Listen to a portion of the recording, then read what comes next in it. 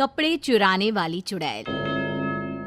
हबलू नाम का लड़का अपने माता पिता के साथ रहता था।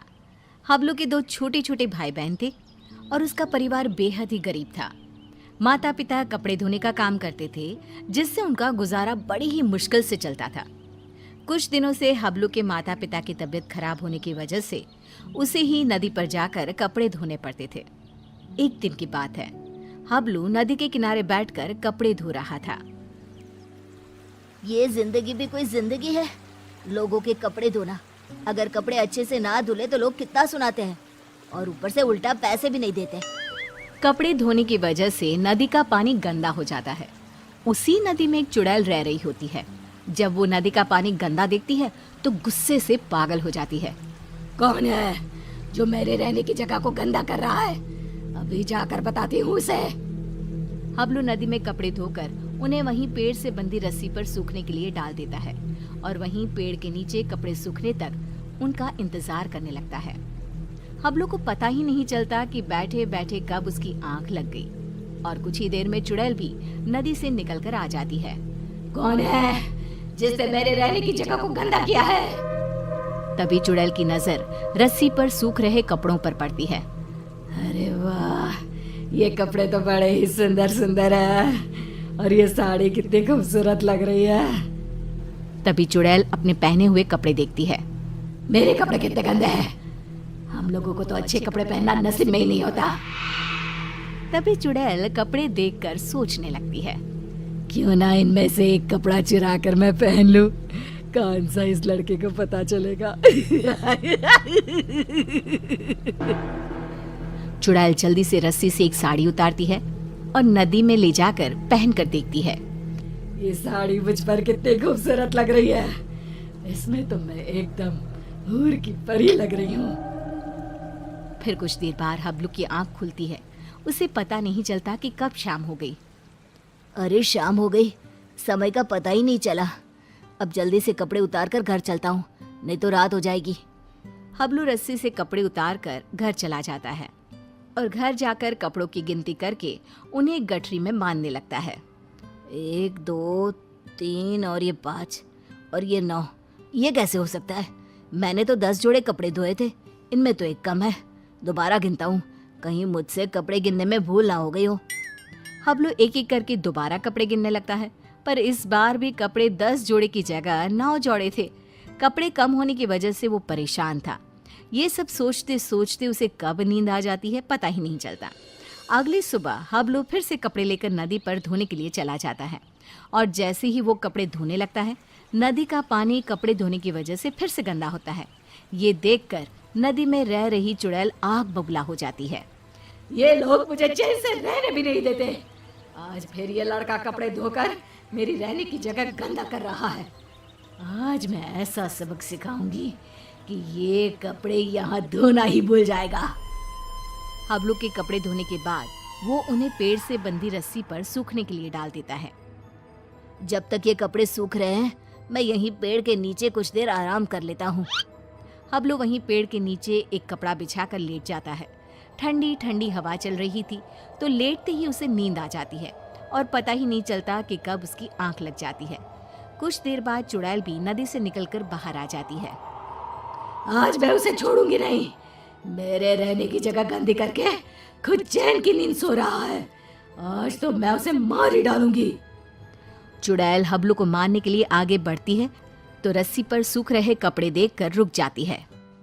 अरे वाह, आज भी सुंदर सुंदर कपड़े सूख रहे हैं। चुड़ैल रस्सी से एक अच्छी सी साड़ी उतारती है, नदी में ले जाती है और पहनकर देखने लगती है। ये साड़ी तो मुझ पर कैसे भी ज्यादा सुंदर लग रही है। वो चुड़ैल साड़ी पहनकर नाचने लगती है। मेरा पिया घर आया ओ राम जी, मेरा पिया घर आया ओ राम जी।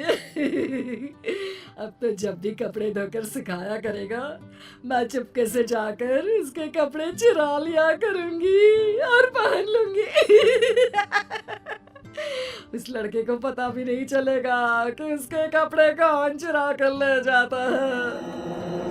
और अगले दिन नदी का गंदा पानी देखकर चुड़ैल फिर से बाहर आती है। और फिर से देखती है। ये लड़का आज भी कपड़े सुखाकर सो रहा है। इस तरह से चुड़ैल हर रोज चुपके से जाती, एक अच्छा सा कपड़ा उठाती, नदी में ले जाती, पहनकर देखती और खुश होती। जब हबलू सोकर उठता तो वो एक जोड़ी कपड़े गायब पाता। कपड़े चोरी होने की वजह से हबलू बहुत ज्यादा परेशान हो जाता है। समझ में नहीं आ रहा कि मेरे कपड़े कौन चुरा कर ले जाता है। अगले दिन हमेशा की तरह वो कपड़े धोता है और उन्हें पेड़ से बंधी रस्सी पर सूखने के लिए डाल देता है और पेड़ के नीचे कपड़ा बिछाकर लेट जाता है। सोचने लगता है कि आखिर कौन है जो मेरे कपड़े चुरा रहा है और मुझे पता भी नहीं चलता। ये सब सोचते हुए हबलू को नींद आ जाती है।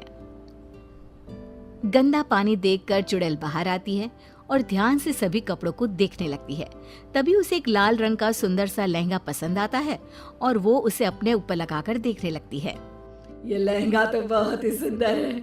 इसे पहनकर तो मैं रानी लगूंगी, रानी। इस लहंगे को पहनकर अपनी चुड़ैल सहेलियों को जाकर दिखाऊंगी। जब वो मुझे इस लाल लहंगे में देखेंगी तो मुझसे जल बुन जाएंगी। इससे पहले कि ये लड़का सोकर उठे, मुझे ये लहंगा चुराकर नदी में ले जाना चाहिए। फिर वो चुड़ैल वो लाल लहंगा उतारती है और तभी हबलू की आंख खुल जाती है। वो चुड़ैल को देखकर डर जाता है और फिर से वापस अपनी आंखें बंद कर लेता है। बाप रे, ये तो चुड़ैल है। अच्छा, तो यही हर रोज मेरे कपड़े चुरा कर ले जाती है और मुझे पता भी नहीं चलता। फिर वो जैसे ही लहंगा नदी में ले जाने लगती है, अरे ये लहंगा लेकर कहाँ जा रही है? ये लहंगा तो जमींदार की पत्नी का है। अगर मैंने उसे लहंगा नहीं लौटाया तो वो मुझे जमीन में जिंदा ही गड़वा देगा। नहीं, वो लहंगा मुझे चुड़ैल से वापस लेना ही होगा। पर कैसे, समझ में नहीं आ रहा। वो लहंगा मैं चुड़ैल से लूं तो कैसे लूं? हबलू बाकी के कपड़े उठाकर घर ले जाता है और रात को लेटा हुआ चुड़ैल से पीछा छुड़ाने की सोचता रहता है। तभी उसके दिमाग में एक तरकीब आती है। हाँ, ये ठीक रहेगा। इससे चुड़ैल कपड़े भी नहीं चुराएगी और हमेशा के लिए वहां से चली भी जाएगी। फिर जैसे ही सुबह होती है, हबलू हमेशा की तरह कपड़े धोकर रस्सी पर सूखने के लिए डाल देता है और पेड़ के नीचे जाकर सोने का नाटक करने लगता है। लगता है आज फिर इस लड़के ने कपड़े धोए हैं। चुड़ैल नदी से निकलकर बाहर आती है तो देखती है कि रस्सी पर केवल आज दुपट्टे ही दुपट्टे सूख रहे हैं। ये क्या, आज सिर्फ दुपट्टा? कोई बात नहीं, आज मैं इसे ही ओढ़ लेती हूँ। जैसे ही चुड़ैल रस्सी से दुपट्टा उतार कर उड़ती है, उसके पूरे शरीर पर खुजली होने लगती है। मर गई रे, ये मुझे खुजली क्यों हो रही है? अरे कोई तो कुछ तो करो। हबलू आंखें बंद करके सब कुछ देख रहा होता है। अब आएगा मजा। बड़ा रोज कपड़े चोरी करके पहनती थी, अब पहन कर देख कपड़े। आज इस चुड़ैल को पता चलेगा कपड़े चोरी करके पहनने का नतीजा। आज के बाद ये कपड़े चोरी करना भूल जाएगी और फिर कभी जिंदगी में किसी के कपड़े नहीं चुराएगी। चुड़ैल इधर उधर भागने लगती है। खुजली, खुजली, अरे बचाओ, मेरे शरीर पर खुजली हो रही है। अरे मर गई मैं। अरे कोई तो मुझे बचाओ, मुझे नहीं पहनना ये दुपट्टा। अरे इससे तो मेरे शरीर में खुजली होने लगी है। अरे मुझे नहीं चाहिए इस लड़के के कपड़े। और चुड़ैल नदी में जाती है और सारे कपड़े लाकर वहीं डालकर भाग जाती है। और फिर वो हबलू तो क्या, किसी और को भी कभी परेशान नहीं करती।